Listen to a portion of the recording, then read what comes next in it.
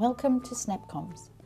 A SnapComms staff survey is a useful tool for soliciting qualitative information, such as employee feedback and opinions.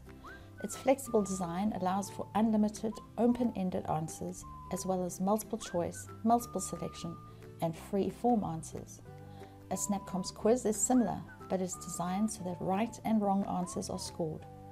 At completion, the employee can receive a scorecard with their results.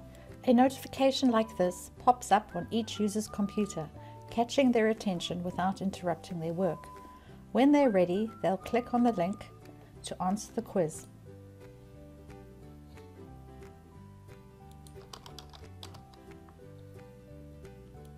Their scorecard is presented once they have answered all the questions. This tutorial focuses on creating a quiz, but it covers the principles of creating a survey too.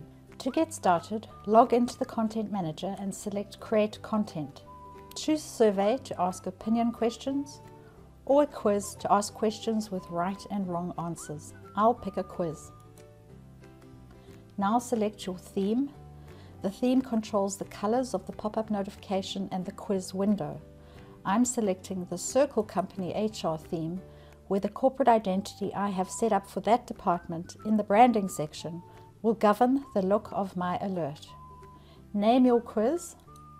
In this case, mine will be Induction Quiz, and select the folder to save the new quiz in this case Staff Induction. Now the designer interface will appear with a placeholder for your quiz. This is where you'll configure the quiz questions. Later, we'll switch view to the notification window to configure that. Notice how the colors and fonts are picked up from the organizational branding. Now let's set up the quiz. Click the pencil icon to open the designer. The tool tray of modules appears on the right. This gives you the flexibility to show a picture, a slideshow of pictures, or even a video at the top of the quiz and then ask questions about the video content. For this quiz, I am simply adding a separator below the instructions. Now type or paste in the title of your quiz and edit the instructions if you need to. Then click to start adding questions. My first is a multiple choice question. In what year was the company founded? Then add 2 or more possible answers. And indicate here which is the correct answer for scoring. All quiz questions are mandatory by default, which means that the user must answer all questions before submitting. This is important for calculating the end score. To add a second question, you can duplicate the first or click Add Question to start a fresh question. Type or paste in the second question, and this second question is single answer, and that single answer that must be entered to score a point, in this case, is Austria. You can add as many questions to the quiz or survey as you require. Simply size the window to fit the content, or allow the scroll bar for users to scroll down through all the questions. Questions can be reordered by dragging the left-hand handle, and the numbers will update automatically.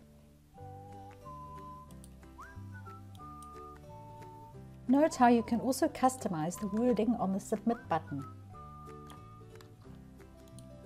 And you can link to terms and conditions by just entering the URL, or type them in here, or remove this module if T's and C's are not required. Once you've created your questions, you need to set up the pop-up notification window, which will announce to new staff that they are required to complete the induction quiz. Switch the view to notification, and edit the content with an eye-catching graphic or headline, and edit the call to action buttons if you wish. Lastly, preview the notification window in quiz to check the on-screen display and animation. I'd like to change the animation to spin for more on-screen impact. Open the settings and change the animation from slide down to spin. Now close the designer mode and look at the quiz settings. You can remove the question numbers and decide if a user can take the quiz more than once. If they do come back, should they see their original answers or start with a clean slate? For a quiz, you can also choose to show the user their score and the right answers when they're done. Should SnapComms keep their answers anonymous or let you see who said what? And should your quiz disappear from the message history once the end user has responded? Then click Apply.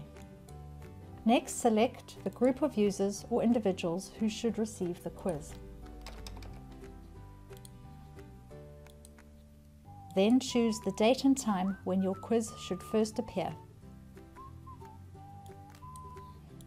The default delivery mechanism is to all SnapComms apps on PCs and mobiles. The notification settings define how many times the reminder should come back if the user doesn't respond the first time they see your pop-up. The default is to recur until submitted, and the recurrence interval is every 45 minutes, but that can be changed if you prefer.